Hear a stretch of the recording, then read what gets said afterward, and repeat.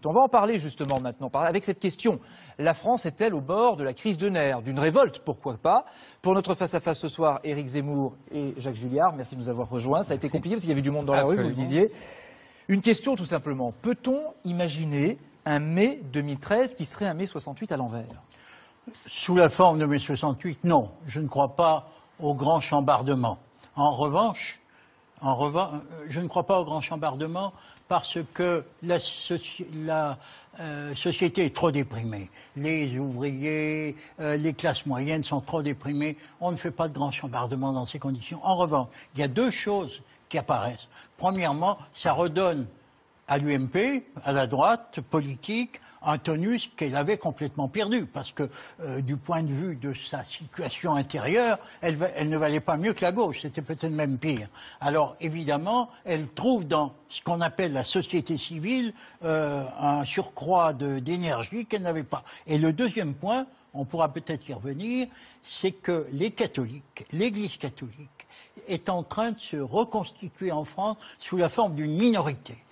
Auparavant, elle était en quelque sorte plus ou moins fondue dans la société. Maintenant, elle se comporte en minorité active, au même titre que les musulmans ou d'autres. Éric Zemmour, est-ce que vous faites le même constat? Est-ce que d'abord un mai 68 à l'envers est possible, et est-ce que vous faites le même constat? Alors, on peut pas jouer les prophètes. Je ne sais pas si il y aura un mai 68, puisque au début de mai 68, on ne savait pas qu'il y aurait mai 68. C'est une évidence. Je vois bien Jacques Julliard qui fait référence à la vieille thèse de Tocqueville qui dit il y a des révolutions que quand ça va mieux, donc il ne peut pas y avoir une révolution là. Mais ce n'est pas sûr. Il peut y avoir des exceptions à cette règle intangible. En plus, moi, ce que je pense, je ne sais pas si ça va devenir mai 68. Ce que je sais, c'est que c'est le premier mouvement contre mai 68. C'est-à-dire qu'il faut bien comprendre que mai 68 a donné le pouvoir aux gens de cette génération-là, à cette gauche-là, à cette gauche à la fois libertaire et libérale, qui a vaincu d'abord au sein de la gauche ouvriériste, marxiste, étatiste, etc., et qui a vaincu la droite pour la dominer. Et aujourd'hui, c'est ces gens-là qui sont contestés. Et quand on conteste le mariage dit pour tous, qui est en fait le mariage pour personne, et quand on le conteste, c'est simplement qu'on conteste l'idéologie 68arde qui règne depuis 40 ans et qui a imposé une espèce d'individualisme consumériste, hédoniste, et qui a fait le lit du marché qui règne partout. Et c'est cette jeunesse, j'attendais ça depuis des années. Je me demandais quand est-ce qu'une génération allait se lever contre les aînés nouvelle génération. Moi, je ne crois pas que c'est une génération. Ah non, c'est une partie de la génération, mais comment oui, 68 bien sûr. Non, mais Éric Zemmour, je n'exclus pas plus que vous, un coup de chien. Quelque chose. Bon, tout le monde évoque aujourd'hui le 6 février 34. Je ne sais pas. C'est ridicule. Mais ce que je ne crois pas, c'est une situation de type révolutionnaire. Ça, non, parce que les conditions ne sont pas remplies. Qu'aujourd'hui, à l'occasion des difficultés de la gauche au pouvoir, la droite retrouve, et encore une fois, beaucoup plus dans la société que dans la politique, un tonus qu'elle n'avait pas avant, ça oui. Moi, je crois que vous vous trompez en parlant de la droite. Je pense que l'UMP court après ce mouvement depuis le début. Oui. D'ailleurs, ils sont très hypocrites. Il y a des députés sincères comme Mariton qui défendent vraiment leurs convictions, et puis il y a d'autres qui en douce, comme au Sénat, négocient avec le gouvernement pour accélérer la mise.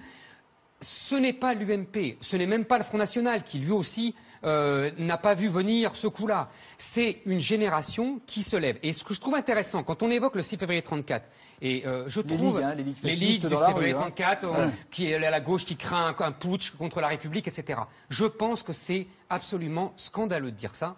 C'est-à-dire que si on s'oppose... Non mais je vais vous dire pourquoi. Parce qu'à partir du moment où on s'oppose à la gauche, où on s'oppose dans la rue à la gauche, immédiatement on est des factieux. Alors, et quand c'est la gauche qui s'oppose à la droite, c'est le grand mouvement révolutionnaire. Non, non, excusez-moi, je pense que c'est exactement l'inverse. Ce mouvement montre une chose, c'est que la droite, et je l'appelle par son nom, n'accepte toujours pas la légitimité de la gauche au pouvoir. Mais c'est pas vrai. C'est un véritable scandale pour elle que l'alternance. Non, c'est trop facile. Je trouve que la droite politique, l'UMP, pour l'appeler par son nom, a une occasion, là, elle l'a saisie, elle ne l'attendait pas, c'est une sorte de surprise pour elle. Je ne crois pas que c'est une génération, je crois qu'il y a un tel malaise dans l'ensemble de la société que n'importe quel mouvement, d'où qu'il vienne, créerait Alors, des réactions pour conclure, de il nous ce reste Non, 10 secondes. Je suis pas d'accord. Qu'est-ce que ça va laisser comme trace, ce mouvement? Je vous dis, moi je pense que c'est un mouvement qui s'oppose à l'idéologie dominante, libérale, libertaire, qui règne depuis 40 ans. C'est la première fois qu'il y a un mouvement qui s'oppose à Avouez ça. quand même Ça que n'a rien à voir avec la Jacques droite. Julliard, 10 rien à voir. secondes. Quelle trace ça va laisser, ce mouvement?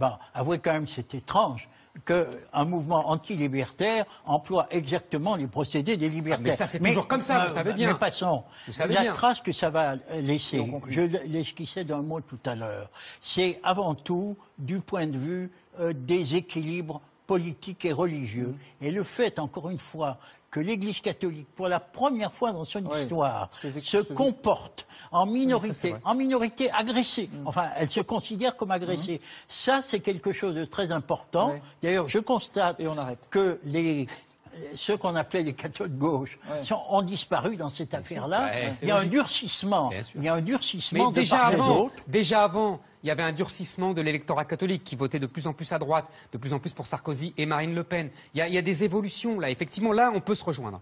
Merci. En tout cas, Éric Zemmour, je cite Le bûcher des vaniteux numéro 2 chez Albin Michel, compilation de chroniques d'un an sur RTL, on connaît votre verve, et Jacques Julliard, Les gauches françaises chez Flammarion, l'histoire des gauches en France, justement. Merci beaucoup d'être venu sur ce plateau. Merci.